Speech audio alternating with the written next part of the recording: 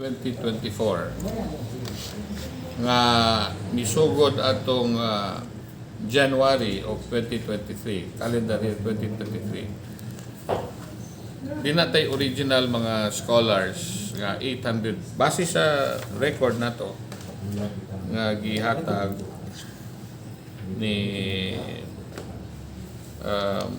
atong DSWD adunay 816 scholars nga natagaan nato og allowance or scholarship sa school year 2023 to 2024. So ang sa ato pong budget year ang gitawag og school year musugod na siya og June. Diba? June 2023 to June 2024. So sa sinugdanan sa Enero 2023, 816 ang scholars. And then pag abot na sa kini siya scholars pa ni siya gikan pa kaniadto nga sa atong administrasyon na kay kada tuig ka-increase mo tang number, no? Pag Hunyo, after the school year, at the start of the school year, sa June 2023, adunay mi-graduate nga 167. Okay, from 816, nakuha na siya 600 nakuhaan og 167 nga may graduate na.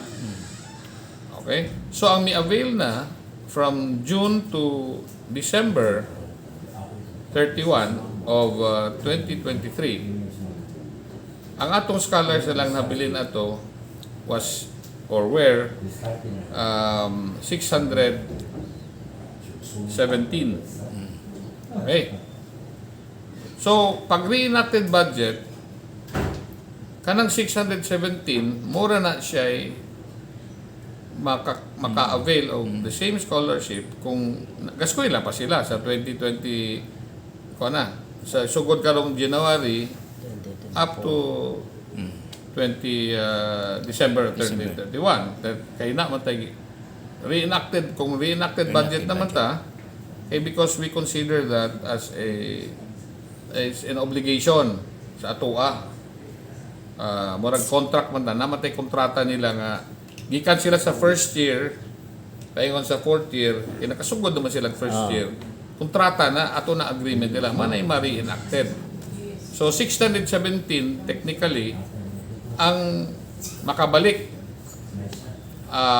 o maka-avail sa scholarship kay continuing man kadtong mga bag-o mo ni siya mo na gihatag ni kuan ni ang bagong applicants na 246 sila kabuok. Kadaghanan ani Norso 246.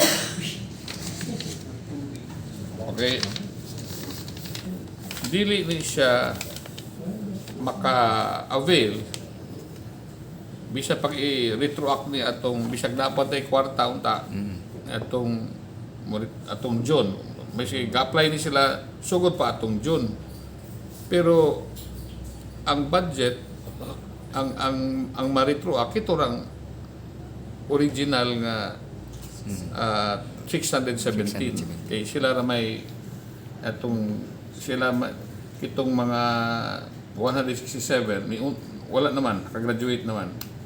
So kining 246 mo na rin bagong nang-apply, gi-aprobahan na unta ni sila sa Education Committee nga sila makasulod as scholars.